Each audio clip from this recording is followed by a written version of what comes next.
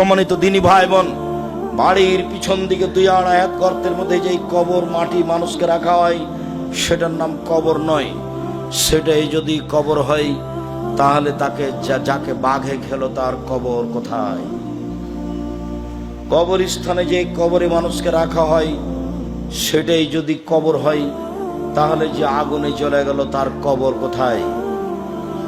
মানুষ যেই কবরে মানুষকে রাখছে সেটাই যদি কবর হয় তাহলে যে পানিতে ডুবে হারিয়ে গেল তার কবর কোথায়? কবর এটা নয়। মরার পর থেকে নিয়ে বিচারের দিন পর্যন্ত এই দীর্ঘ সময়ের নাম কবর। সেটা মাটির নিচে হোক, বাঘের পেটে হোক, পানির ভিতরে হোক, জ্বলে যাক, যেখানেই হোক না কেন। সম্মানিত দিনী ভাই বোন, কবরে যদি মানুষ উত্তর দিতে না পারে তাহলে ফেরেশতা মারবেন। যে ফেরেশতা মারেন চোখে দেখেন না, যে ফেরেশতা মারেন কানে শোনেন না, কানে বধির, চোখে অন্ধ, কোথায় মারছে তার জানা নাই, কত জোরে লোকটা চিল্লাচ্ছে সে বুঝতে পারে না।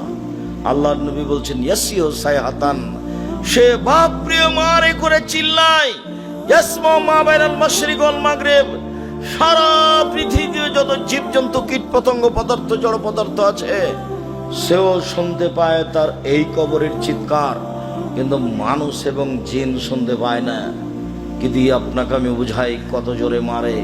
আল্লাহর নবী বলছেন মারাই তো মানজারান কাত্তাল কাবর আবজামিন হোক, আমার জীবনে আমি দেখিনি কোনো দৃশ্য যেটা কবরের চেয়ে আশ্চর্য হতে পারে।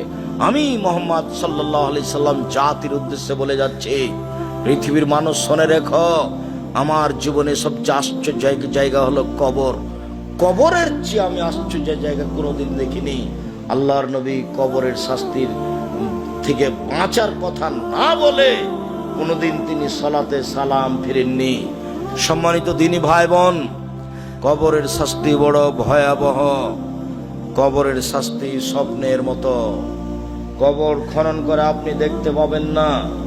স্বপ্নে একটা লোক পাশে ঘুমিয়ে আছে, স্বপ্নে দেখছে গোখরা সাপ তাকে তাড়া দিয়েছে, বাপরে মারে করে চিল্লিয়ে চলে যাচ্ছে, আপনি পাশে বসে আছেন, লোকটা কেমন কেমন করছে, একবার চিৎকার করলো, তা আপনি বলছেন এই তোর কি হয়েছে, তুই এরকম করছিস কেন? আরে বলছেন গমা সাপ আমাকে গোখরা সাপ তাড়া দিল, অনেক বড়, একবারে লাল টকটো এরকম মোটা, ও একবারে দিনের মতো বিবরণ দিচ্ছে, অথচ আপনি দেখতে পাচ্ছেন না। ওই যে মক্কার জনক ইমাম বাড়ি থেকে বেরিয়ে, মসজিদ থেকে বেরিয়ে একটা কবর খনন করে দেখলো একটা সাপ লাশকে ধরে আছে, এটা নগদ মিথ্যা কথা। কবরের শাস্তি কেউ দেখতে পারে না। কবরের শাস্তি মানুষের আয়ত্তের বাইরে। দিন রাত আল্লাহর নবী কবরের শাস্তির দিকে বাঁচতে চাইতেন। কবর যত কঠিন, কিয়ামত তার চেয়ে অনেক বেশি কঠিন। কিয়ামত যত কঠিন, জাহান্নাম তার চেয়ে অনেক অনেক অনেক বেশি কঠিন।